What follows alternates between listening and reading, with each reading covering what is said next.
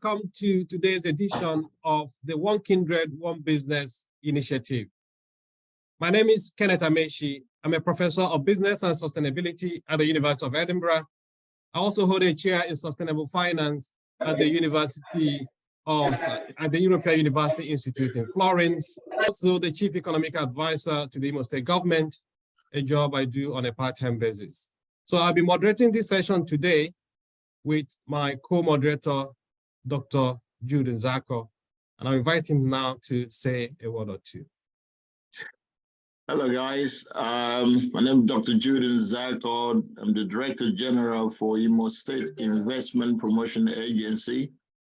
I welcome you all to today's webinar. I hope we have a nice day. Thank you. The One Kindred, One Business initiative is driven by the Office of the Chief Economic Advisor on behalf of the state government. And it's an initiative to ensure that different communities in Imo State in particular come together in different forms to create businesses that will work for them. So the idea is to ensure that no one is left behind. And through entrepreneurship, we can revive the Imo economy and the state as a whole. So today, we are looking at what this might mean for communities in terms of setting up businesses and also how to finance them. So we have brought together experts who know how to structure such community businesses or cooperatives, as well as people in the banking sector and financial institutions who might also help us think through the financial implications or how to fund our business ideas. So permit me to then invite Father Godswill Agbawa, who is an expert in this field, to give us an overview of how to set up a business of this nature. Thank you, Professor Amechi, for the opportunity to be part of this program. Setting up business is something that is very important in the area of business development. This is very important because over the years, we have noticed that our people do not take time to structure their businesses. Most of the businesses we have in Imo State are informal businesses. So for us to make some progress and for these businesses to grow, they have to be, most of the businesses we have in Imo State are informal businesses. To make some progress, and for these businesses to grow, they have to be properly structured. Sometimes we call it mainstreaming them from the informal sector to the formal sector. The first thing about a business you need to know is that for a business to be a business and to grow, it has to be registered with the Corporate Affairs Commission or with the Cooperative Society. There are many ways to this. First of all, if your business is not registered, people are most unlikely to do business with you. They will think that your business is not legit. Also, you are not able to secure a bank account. And I know many businesses, many people who are not willing to pay money into private accounts. I know one young lady some time ago that started out a business. And then there was this lady in America that wanted her to ship some properties to her, some goods to her. But the lady wouldn't pay into a personal account, wanted to pay into a business account. But there are also other benefits about having a business account, which include, accessing credit facilities and several other things. And so if you're not registered as a business, you cannot really do business very well. You will be operating in the informal sector. Grants, loans, opportunities, ads, and all other things that help businesses to grow, you will be missing out on them. And so business registration is a very core area, it's a very important thing. And I think it's something where we must start from, whether as cooperatives or whether as registered with CAC and all that stuff. Besides and beyond business registration, our experience is also that our people do not know how to run businesses. They just start businesses because everybody is doing business. So Madam Chidema is selling akara, so I start making akara. Oh, Adak is selling more and more, so I start making more and more. But they don't do business analysis. They don't generate business ideas. They don't do business proposals. They don't have business plans. They don't do market analysis. They don't do financial analysis. They don't do realistic planning. And so these are very much, that's why most of them study. If you look at around your uncles and your cousins and your nieces that have collected money from you for businesses, they don't last more than 3 years, 4 years, 2 years. In fact, an average Nigerian business does not survive beyond 5 years, 5 years. And in most Western countries, nobody takes your business seriously till after it has hit at least 8 years. And so the problem is that our people do not do good business planning. They just jump into ideas emotionally and they start it. I know somebody I've given money to start a poultry project. In 1 year, the poultry project crashed because he came to me and said, oh, father, business poultry is moving. I want to go into it. I gave him some money, big money. But he didn't do business analysis. He didn't do market analysis. There was no good business plan. And so if OKOBI must move forward, people getting involved, starting these businesses must be properly trained in business planning, and we must help them to plan their businesses, do financial analysis, do market analysis. Where is the market? Where is the business? People think that because a certain product is moving, then it's always going to continue to move. In fact, there are so many hidden market opportunities that our people do not explore. They tend to galvanize around certain areas of business because they are not thinking. There's no proper business plan because one person is doing it, then everybody tends to be doing it. It's just like those of us in America. Sometimes people, Nigerians here started shipping motor. Everybody started shipping cars. And at the end of the day, the market gets saturated. But there are also other market opportunities that they don't know. So work has to be done in that area. Another problem our people have in business is that they also don't know how to cost and price. In fact, this is the most important, this is the most challenging problem our people have. Many times I invite them to work for me to give you a poor pricing. And after some time they come back, oh God, that's not enough. Can I get more money and all that? They just keep going. They don't know how to cost. They don't know how to price their goods. They make a lot of mistakes, but they're running. They're able to eat every day. They're able to feed every day. But at the end of the day, they have nothing left for them because they are not groomed in the art. They're not trained in the art of costing and pricing goods appropriately. I have had to encounter this severally. When people come to us and all that stuff. There's also— Okay, Father, before you continue, right, because you're touching on many different areas, but let me bring you back to, the starting point, which is about setting up. So you talked about registration, but you also talked about doing proper market analysis. At least you need to understand the opportunities you want to delve into, because even if you are registering, you need to register that you are into fishing business or poultry or whatever it is. So the business needs to have a name. It needs to have a focus as well as scope. So, but since we are talking about kindred business here, what about the selection? How do you determine who to work with, who to partner with? How can a kindred come together? So it could be a kindred that is linked by family relationship, but it might also be one that is a loose network. Think about old boys association, old girls association, or age grade of some sort. So how do you then determine who to work with? Wouldn't that be a fundamental thing to address before even going into the point of registration? Okay, yeah. So the idea of who to work with, I tell you this is true. It's usually a natural thing. Somebody usually would come up with the idea and call you on the phone and say, hey, Ken, I'm thinking about starting a poultry business. Are you interested? Can we do this together? The idea will always start from conversations, and then he reaches out. So it might be in a community, but if people are aware that they can do a business together as members of a community, members of an age grade, members of an old boys, then somebody can come up with that idea. There could also be a situation where a member of the community, a member of an age grade, of a group can come up and say, hey, let's think through this and see what business we can do together. And once that idea comes up, people will always say, tap you at the back, and then you can start thinking about it. One person brings another, another brings another, another brings another, another brings another, and then they can do the business. Also, sometimes people do not have ideas of what to do. You may take this for granted, but that's why an idea generation is also very important. And so once the people have that idea, somebody brings that idea, taps you at the back, the other person taps the other person at the back. It could be at the— let me take my kindred as an example. I could just go back to my kindred people and say, hey, since we do a lot of palm oil here, can we start a palm oil producing company? And then from there we begin to have the conversation. And at some point, we might get to a point where we say, okay, we need to register our business. We need to have a name for it. And that conversation can continue. So usually, typically, it's an organic thing that often happens, but it could be stimulated by experts and those who are very conversant with business management. Okay, brilliant. So, Dr. Judun-Zarko, do you have any thoughts or follow-up to that? Yes, Prof. Thanks for that opportunity.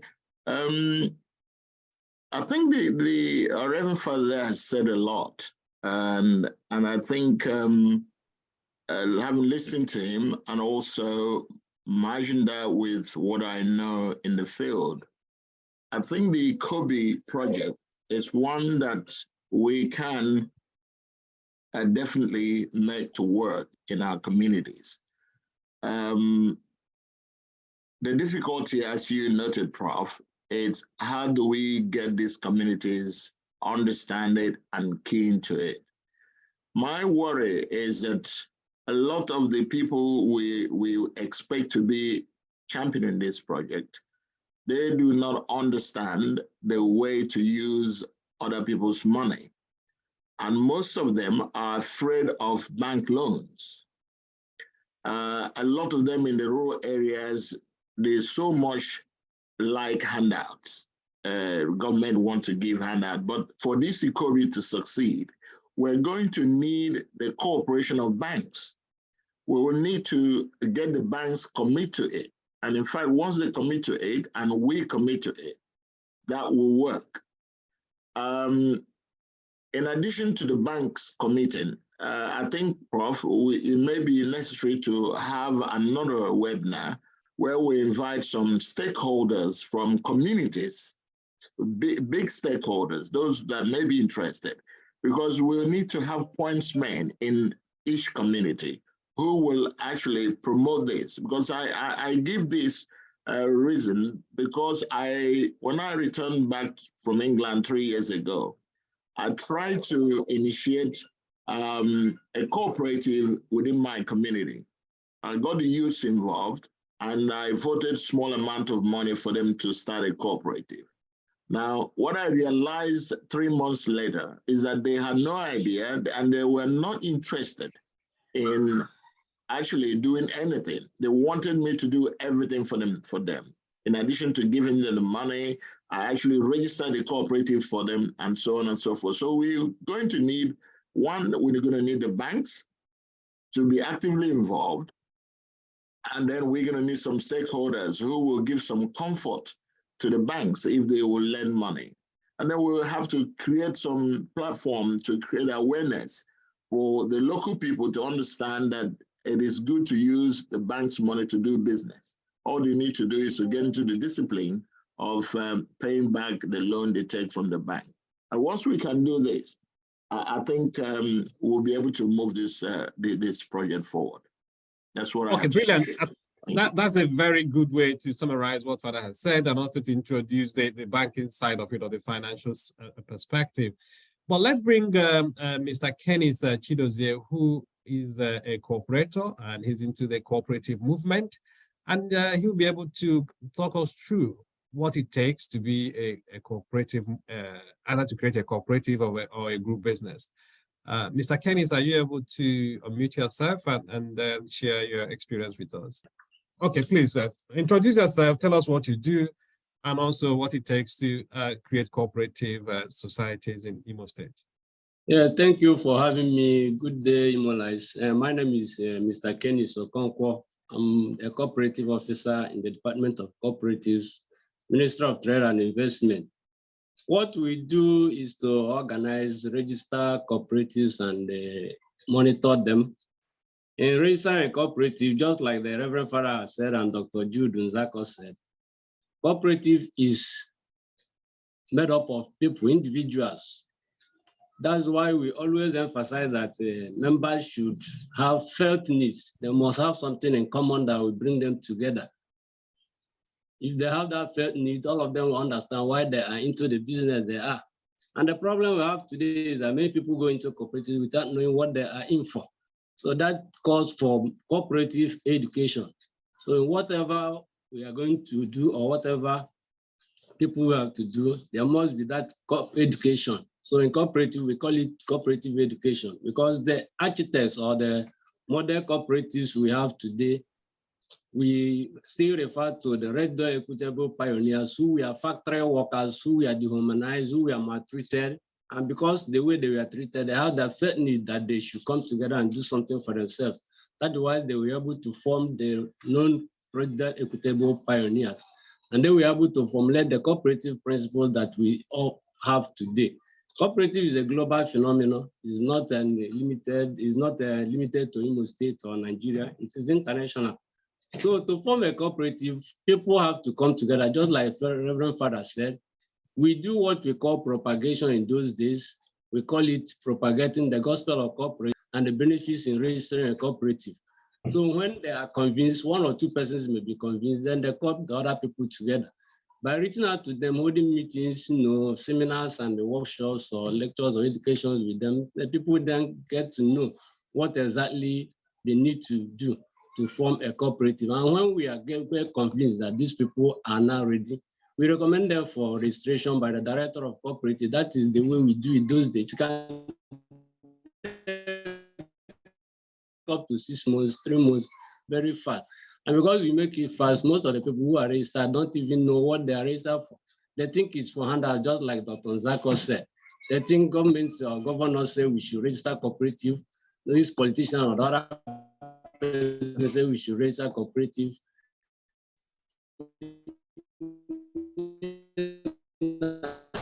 People come together, they figure out how to do their business. What opportunities exist for them in terms of access to finance?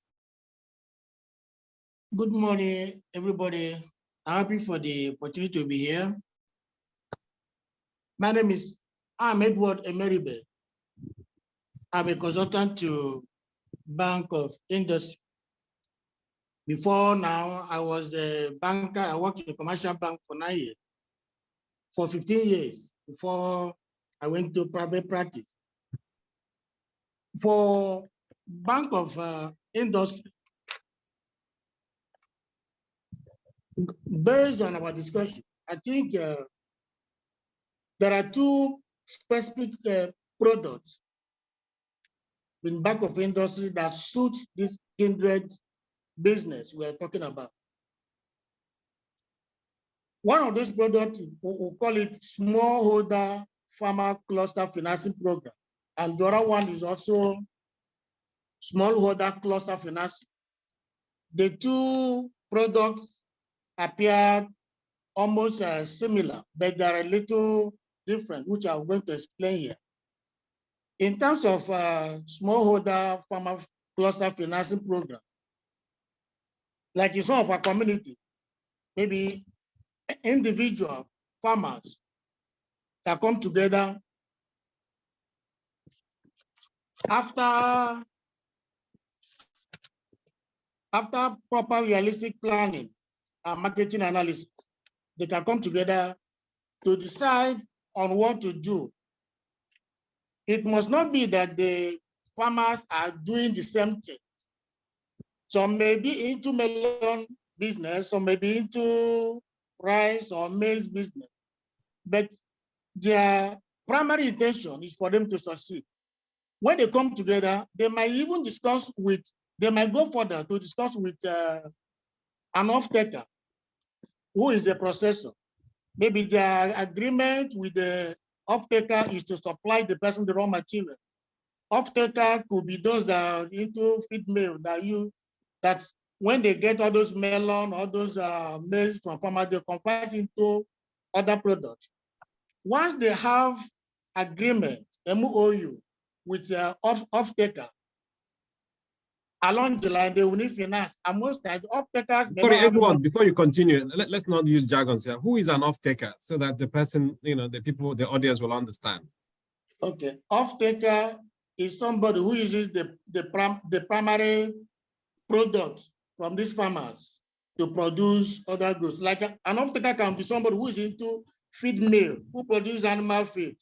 He uses something like maize, melon and others to produce feed mill, to produce feeds. So he will go into arrangement with those in the village that are into maize production, maize planting, melon, and even suya. He made arrangement with them that they will and had agreement with them that they will supply him this product within the year. He made so an off-taker is a big buyer in that sense. Yeah, so he buys or yeah. she buys from what the farmers will produce. Yeah, Okay? yeah. So what you are saying that some farmers can come together and then have a relationship with this big buyer, right? Yeah. And if they have that relationship, they can come to you or they can come to the Bank of Industry and say, we have a relationship with a big buyer who has promised to buy all our things, right? All the things we produce within a year. Can you give us money? Is that where you're going to? Yes. The Bank of Industry will look at the MOU, that's Memorandum of Understanding, agreement between the off-taker and the smallholder farmers. Once the agreement is being investigated and everything is okay, the Bank of Industry will aggregate their demands, financial needs, and give the money to the farmers' cooperative site. So, sorry, Edward. So it's a condition to get the loan or make application to have an off-taker. Is one of the conditions, right? Hello, can't get you, sir? Yeah. So it is a condition that the farmers must have on-taker before they can approach Bank of Industry. Yes. That arrangement guarantees there is markets that you have done your market analysis properly. Because Bank of Industry, remember, such loan is a short-term loan. It's just 12 months, and it's only for crops with short cycle that you plant and harvest within 12 calendar months. Yeah, but a farmer or somebody wishing to start farming that needs some support, this facility you're discussing about is not for him, right? No. It's not for him. Okay. In the past, Bank of Industry have some of the products that were given to individual farmers in the past at that level. But even as it stands now, there's some level of farming you will be into. Bank of Industry can listen to you. Assuming you are into farming, but you need a processing machine to process your product further, Bank of Industry can still come in. But this particular product is what we're talking about, kindred business. That's why I'm talking about it. But if you are a big farmer and you need Bank of Industry assistance as a person, you can still approach Bank of Industry. You can see products that will suit individual farmers, but not for this one we're talking about. Yeah, what this OKOBI, what I think we're really looking for is a facility that can support this OKOBI from day one. If we're able to put together some individuals in a cooperative or in a limited liability or in a partnership well structured, do you have a facility that they can key into to take off from there? That is what I'm talking about. That's what I'm trying to explain. Which I'm talking about smallholder cluster financing and the smallholder farmers financing. That's what I'm trying to explain here. Yeah, but you're saying they must have off-takers. Before you can have an off-taker, your business must have been structured, and you must have a farm, and then do your analysis and then begin to look for off-takers. But for someone, yeah? Yes. Okay. Yes. All right. Yes. So go on. Okay, that's what I'm trying to explain. So by the time Bank of Industry is able to look at your MOU with the off-taker, they will advance lump sum to the cooperative. Before then, your cooperative must have been registered, have an account with the bank. Based on that, once they've been a lump sum, that lump sum you will now be distributed among the members, but based on individual needs. Okay, Edward, I mean, in order not to, because I know this might require some technical details here, right? So is it possible for you to leave your contact so that if communities are interested, they can call you and you can talk them through the different options. Would that be possible for you? How do we reach you? How do we contact you in essence? If you don't mind, you can give out your any number or contact details you want in a way that our audience will understand. Yes. So My how can they number reach you? is, How can 0803 898 4626. Do you want to say it again, my please? 0803 898 4626. That's my number, So Edward. yeah, that's 0803 898 4626, right? Yes. Okay, fantastic. So if you're just joining us, this is the One Kindred, One Business Initiative series brought to you by the Office of the Chief Economic Advisor to the Imo State government, and is a session where we reflect on the opportunities for local communities and kindreds to create businesses to support their members so that no one is left behind. So let me move over to Jennifer, who is also a banker, and ask her to probably talk through some of the ideas, some of the options available to group businesses or kindred businesses, or even small businesses in general, and how the banking sector can support them. Okay, good morning, everybody. My name is Atsuzie Ihuaku Jennifer. I've done banking for 18 years. I've started from the Eswell Diamond Bank, now Access Bank, and I've spent about 15 years in business development. Years, about 90% of my banking years has been in Imo State, so I want to appreciate you for the fantastic job you're doing in trying to improve and to grow the economy of the state. So that's the point. Like I said, I work with Access Bank, and our vision is to be the world's most respected African bank. Access Bank is known for its innovative product offerings that are tailored towards meeting the diverse needs of our customers.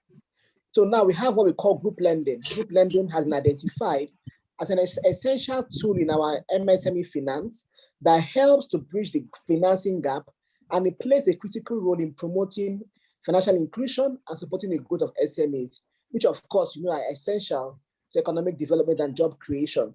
So what are we talking about when we talk about this group lending? Because we have a whole lot of so it's like a bucket of offerings, Access Bank, when it comes to our lending. But for this particular one, for the sake of the what we're discussing, this Access Bank group lending is basically a digital product. So it's a digital solution. It's an innovative digital lending solution.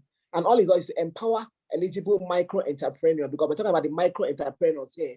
We're not talking about the Dangote, we're not talking about the sub-distributor, we're talking about the micro entrepreneurs. That's what I believe we're discussing in this today. So this product is tailored towards empowering our eligible, I use the word eligible, micro entrepreneurs who of course are members of an association and cooperative society. Of course, what we're doing is to provide short-term funding of 50,000 to 500,000 to support their trade. So how does it work? It's an unsecured loan that is designed to cater for individuals and members of an association. The minimum amount, like I said, is 50,000, while the maximum amount is 500,000 naira.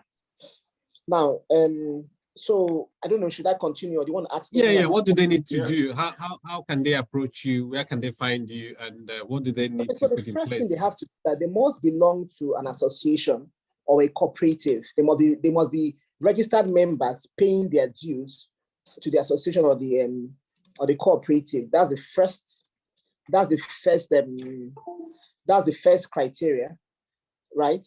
So we expect that the association would have existed for at least 1 year. Now, when let me go back to I'll talk about what I mean that it's a digital lending solution. So I'll go back to that now. The association must have existed for a minimum of 1 year. So we don't want you to open a association today and come and meet us. No, you must have been in existence for 1 year, and you must be duly registered at either the state level, local government, or CAC level. You must be a registered association, and and you must have members that pay dues. So the association must have members that are paying dues. The association must be willing to sign an MOU to support the lending. So we expect that they will do their own profiling. They will look inward. They know the people that they can recommend. Of course, they don't want to have like a bad credit check. they want to have, they'll be able to recommend their members who they have considered worthy to borrow from the bank. They must also consent that we must open business accounts. So of course, like Father said earlier, I think it was a father of Prof, that you must have a business account for us to lend to you from as a bank. The association must also support the need. So we expect that they should also provide some form of contribution, involvement. They might bring like 10% security deposit of loan amounts, which will be held in an interest-bearing account. So we'll also be expecting them to help us drive from their loan members the collection. So we don't want to give loan, everybody goes to sleep. Everybody will be involved in this whole thing, because the idea is to create an economy that is working for everybody. So we want that, okay, the association is going to help us. They'll be part of the collection, driving the collections. Of course, we also do our own checks, because the person must not have a bad credit check. We also do our own checks. If you provide Mr. Lagbaja to us, we'll check what he's doing, make sure that he has a business that is existing, that he even exists. Of course, that is why he has to open an account. We also do our own personal, individual checks. And we'll expect that they will help us drive the collections, and we'll also be willing to pay them a commission. So they're not just working for nothing. So the bank says, okay, because you're an association, we were working together in this whole thing, you're going to be able to earn a commission based on what you have collected for the month. Sorry, if I interrupt you briefly there. Yes. This loan is given to the individuals who are members of the cooperative or association, or is it given to the association? No. So they will provide us with the names. Like I said, Okay. it was an association that is registered, has been existing for 1 year. They'll do that profile and say, okay, we have 50 members, but we have done our own checks. We're saying give 1, 2, 3, 4, 5, 6 people this amount, because I think it's capped at 500 and the minimum is 50,000 naira. Give X, Y people this micro credit, and it's disbursed it's digitally. So you don't have to come to the bank, fill long forms, bring your collateral, bring your grandmother. No. So we'll provide a USSD code. By the time we look at it with our own checks, we'll now we're able to reach out to the customer and ask them to dial our USSD, which is *901# to accept our terms and conditions, and the funds will be disbursed to them directly. So we are not disbursing to the association, but disbursing directly to the individual having identified or having a profile by the members of the association as being eligible to take up those microcredits. Okay. Is there any business category that you're interested in, or is it can they invest or use that money for any trade or any business at all they want? Okay, so you know that there are some businesses that are not allowed. I mean, we won't finance terrorism or kidnapping, all those stuff. So I mean, trading, whatever you want to do. I mean, the association also know they'll be able to provide them. This is who we need to give this money to. They know them. They know the members. They know what they're doing. They have some form of KYC, know who these people are before they are able to. KYC means know your customers, right? Yes, sir. So I mean, the association will believe that they will do their own. We'll do their own credit checks too. So that this person is not maybe like a serial borrower or a serial bad credit customer. We also do all those checks amongst ourselves. Like I said, it's a short-term credit. So just between the maximum term is 6 months. The loan doesn't go beyond 6 months. Right. So what's the reward? Your reward for that? I mean, the interest. What do you charge for that? Okay, so if you lend 50,000 naira to you, at the end of 3 months, we are expecting the interest is 10,500. If you take it for 6 months, you pay us 14,875. What if you lend me 500,000? So if I lend 500, after 3 months, you pay us 105,000. After 6 months, you pay us 148,750. 148,750. So yeah, in interest rate, that's about is it 15%, 20%? Not sure. Well, you can do the numbers. Okay. Right. Yeah. But it's a high risk loan. So of course, it's high risk. It comes with high interest actually. And you know what is going on with the economy? The high rates have been increased by NPR. So the spread is going to come at a very cheap rate. However, it comes to about 30%. About 30% for 6 months. That's not too bad. 30%, right? It's not too bad. For 6 months. It's too much. It's not. What? It's not bad. It's No, not bad. Okay. It's not bad. I mean, I want to come and okay. borrow. Let's not get too excited with the numbers here now. So I think talking about money, right? There are also other options. I hope time permits us to get to that. One I want to mention before I bring in Kenneth to talk about the cooperative again is the money that is also within the kindreds. Because sometimes we look outside, we're looking at the banks, we are looking at other lenders, right? But there is also the possibility of the kindred members. Let's assume a business will cost 5 million to start with. You may find some people within the kindred that can collectively raise that 5 million naira. So let us not always think that the money is out there. And that's the beauty of the kindred business system here, because we want to look inwards and see some of our members, brothers and sisters, who can support us with this startup capital.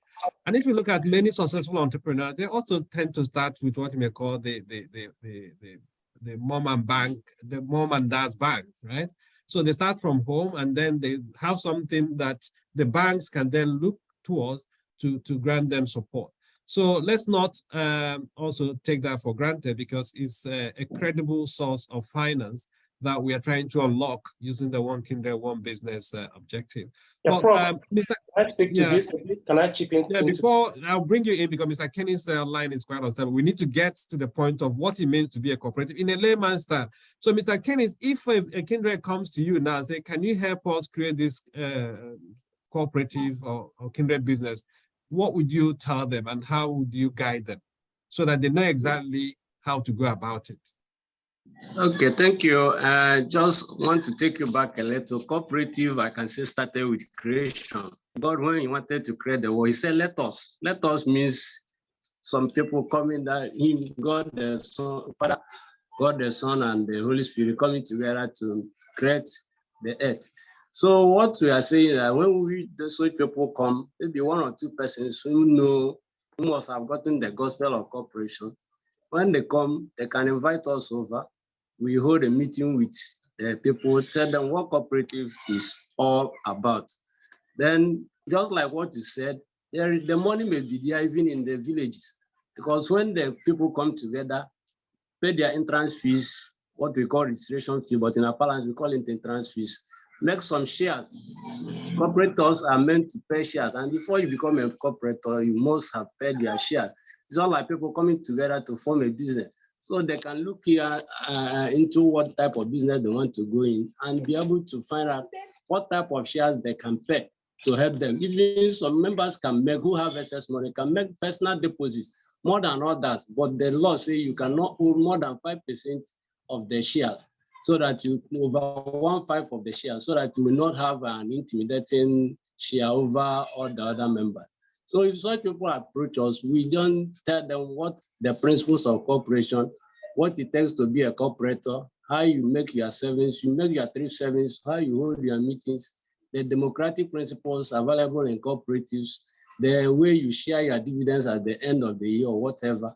All these things are what we teach them, so that how they keep their books, how they keep their records, because it's important to keep your records.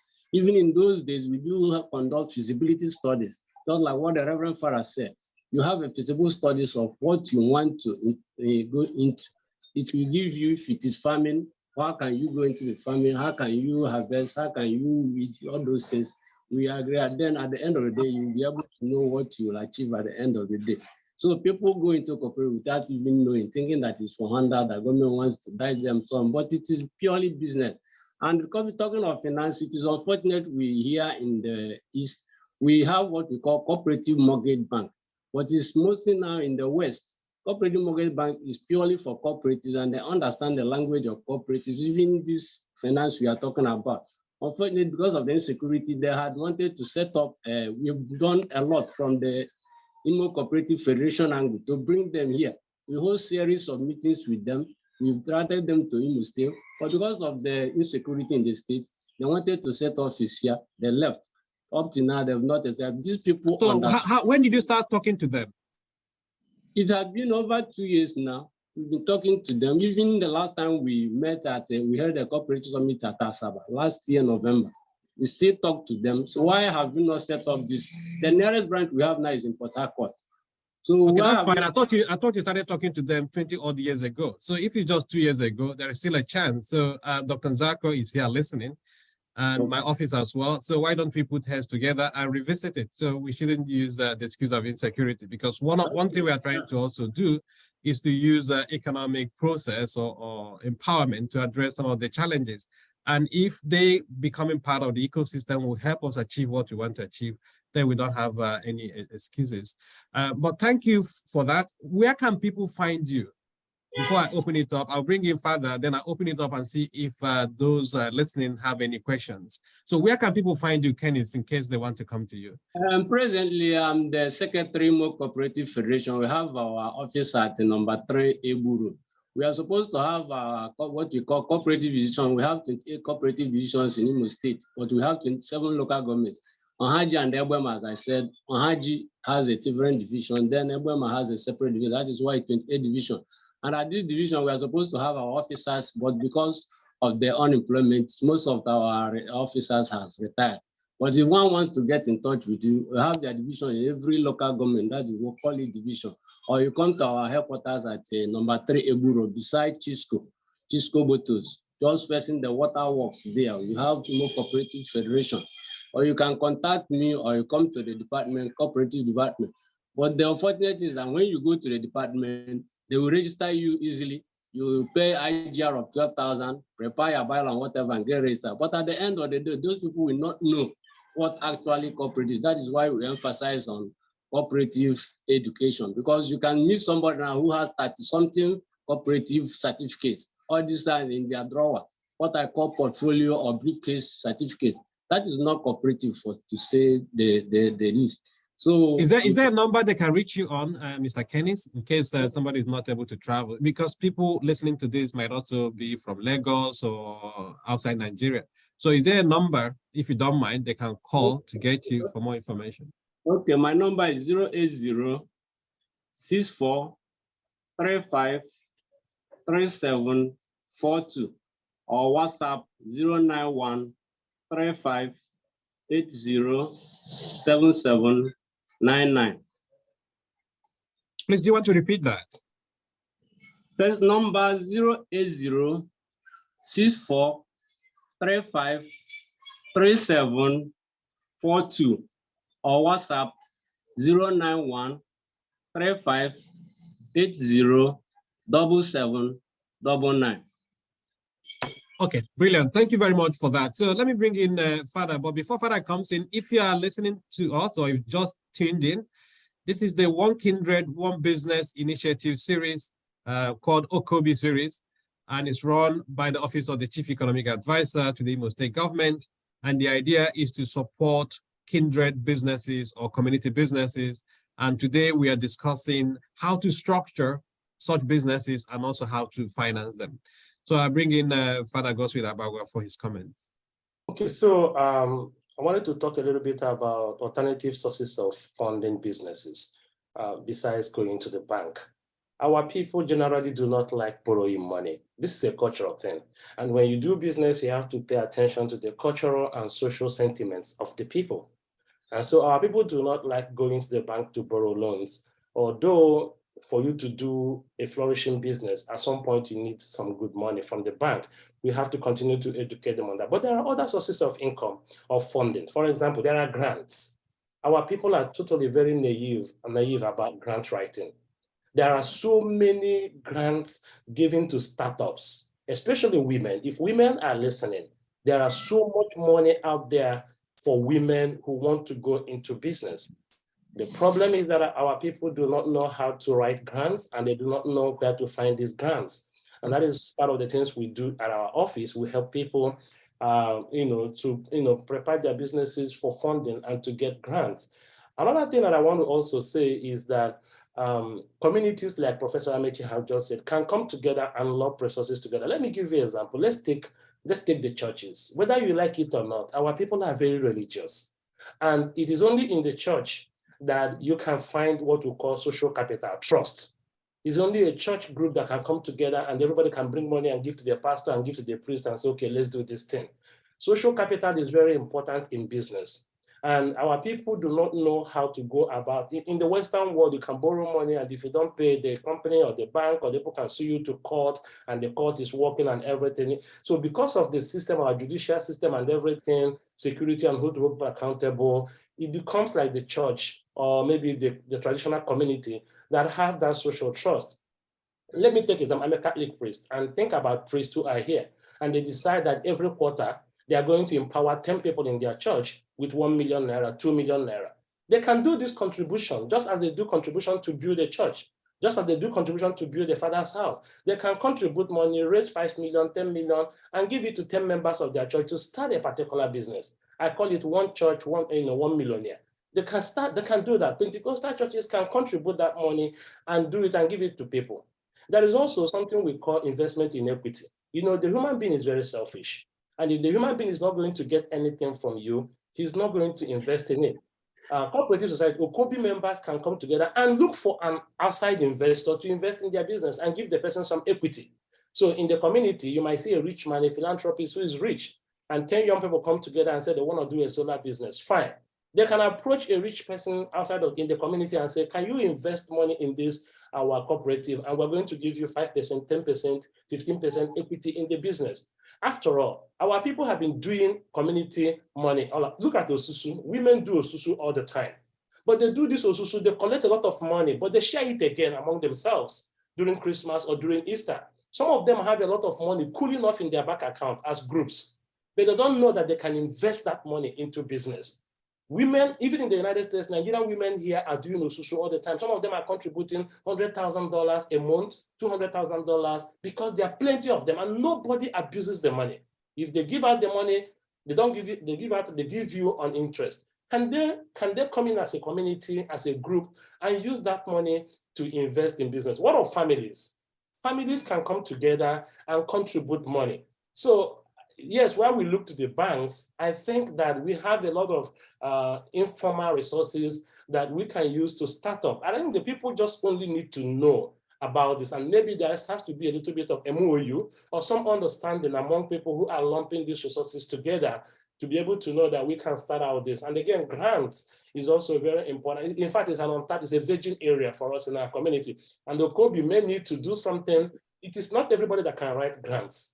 And sometimes we presume that it's an easy thing to do. So if we have an office responsible for writing grants for cooperatives who want to start businesses, that might be something OKOBI might want to attach in all this. And finally, in all these things, you cannot succeed if your business is not registered. Again, we go back to it. Even for grants that we write and get grants, your business also has to be registered. So it's the first step. We may want to declare registering OKOBI cooperatives an emergency, registering businesses an emergency in Imo State, because it's the starting point. Without it, I know we have an organization in Imo State that is registering businesses, the C-Hub. So if they want to give them, I can release their phone number so that people can call them to help them register their businesses. And their phone number is 090-336-46107. 090-336-46107. I think Dr. Nzako is also in touch with them. And I think they're also planning something big around trying to do a massive registration of cooperatives, groups, and businesses in Imo State. Thank you. Thank you, Father. That's very insightful. And there is also the point about people in diaspora. You know, sometimes we get calls, people asking us for one thing or the other. And in the course of a year, you can find yourself spending up to 100,000, 500,000, even up to $1 million. But that money can also be channeled to some of these community businesses. So imagine people from a particular community who are abroad or in diaspora, one form or the other, coming together to contribute, because sometimes it's not about giving people fish, but also teaching them how to fish. So that can also be a source of finance. I'm just wondering if any person wants to ask any questions to our panelists or ask for clarification. Jennifer, somebody posted that they struggled to open an account with yourselves. I think that's something they can take offline. Maybe you've seen the comment on the chat as well. If you want to maybe follow up with that person offline, that would be very helpful. But so, in case...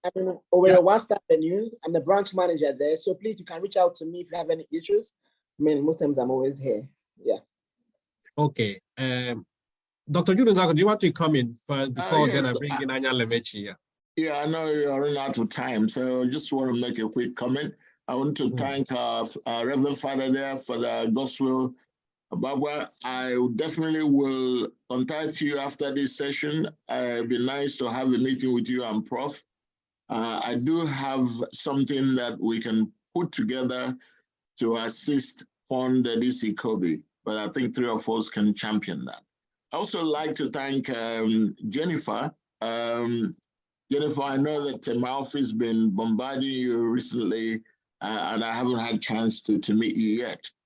We are putting together a platform where we want to really introduce genuine people to you, and I pray that you treat them gently and kindly too. We definitely want to make sure that you get your money back if the Imo State government recommends anybody to you. We're not forcing you to give them loan, but do know that if we recommend, we definitely will be there to see that they use the money in a very way they promise you, and they will pay back. So, Prof, that's all I got to say. Thank you for now. Okay, great. Somebody, Anya Lemechi, is that Stephen Anya Lemechi? Do you have, you want to say something? Do you want to unmute yourself quickly and ask your question because time is not on time?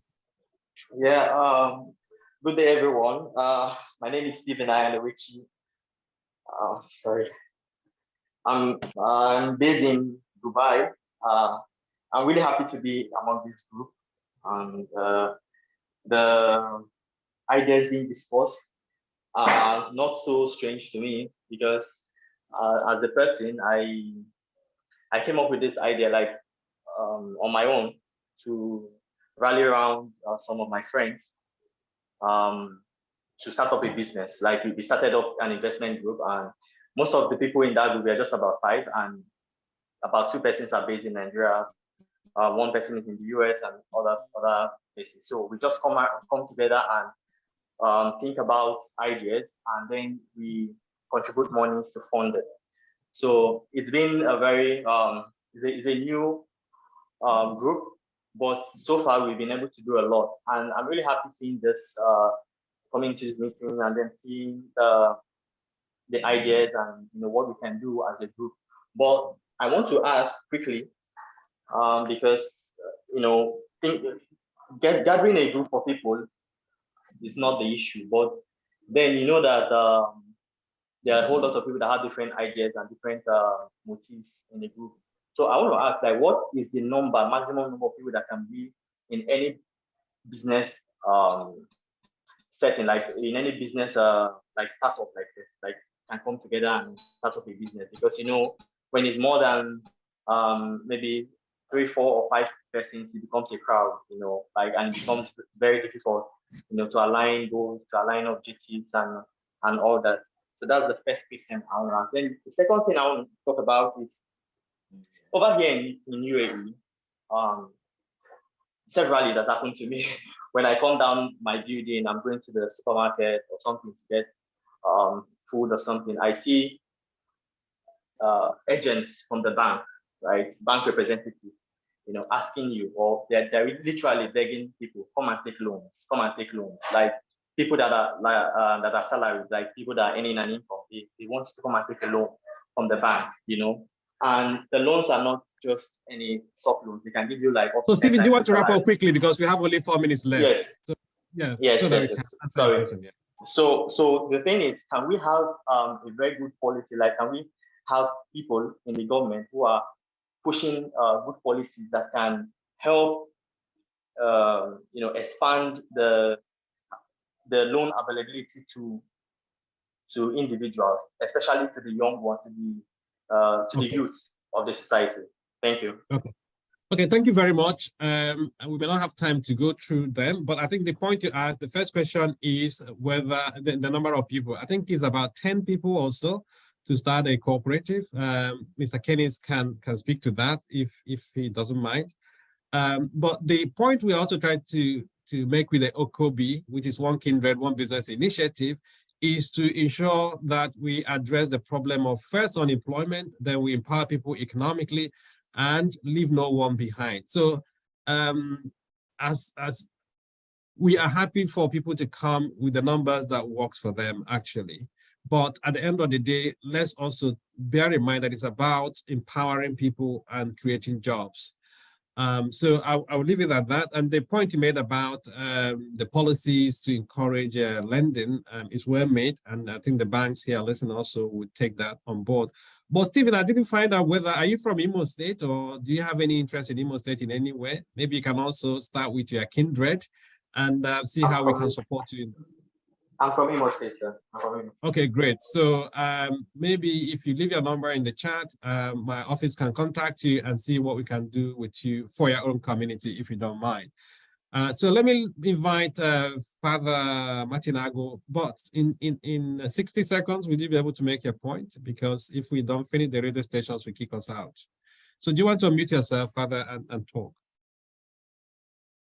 Okay, thank you so very much. For want of time, I just want to register my sentiment of gratitude to all those that organized this forum. I really appreciate it. I want to thank in a special way my brother and my mentor and my formator, Reverend Father Dr. Godswill Abagwa, and one of his students back then in the minor seminary. So currently, I'm in Benin Republic, undergoing a training under sustainable integrated agriculture, being sent here by my others, Diocese of Owerri. I'm on the pipeline. I'm hopeful that in the nearest future, we make use of all the information I've gathered from this forum when I'll be planning how to establish my farm. So thank you so much. I just want to appreciate the house. Thank you. Okay, Father, please leave your number also in the chat. We'll follow up with you. We're looking for people like yourselves. And one of the things we're also thinking of doing is to partner with the church, not only the Catholic Church, but the Anglican Church and the kind of Pentecostal movement as well. We are also reaching out to the traditional rulers because we need to find ways to get into the local communities and make sure that these ideas come down to the grassroots. So Dr. Jude Nzako, I don't know if you have any parting words. We have like 30 seconds to spare. Oh, yes, I just quickly to say to viewers that we have Imo State Investment Promotion Agency, which is the business arm of Imo State government. Whether you're looking for a business plan or you're looking for feasibility studies or you want to open bank account training, please do get in touch. The office is at New Owerri, Joko Convention Center. At all times, you're welcome.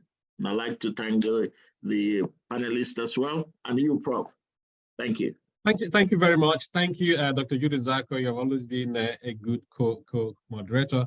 I also want to thank the Honorable Commissioner, Dr. Amukwem, our host, and also the panelists, Jennifer, Edward, Kennis, Father Godswill Abagwa, of course, and also my team, Mrs. Jovita Agu, Ms. Adeza Shaheme, and Mrs. Adeza Waka. They've put this together. And I encourage you to follow us on our socials, the Facebook, Instagram, LinkedIn, Twitter account. And I'll see you next time. Have a nice afternoon.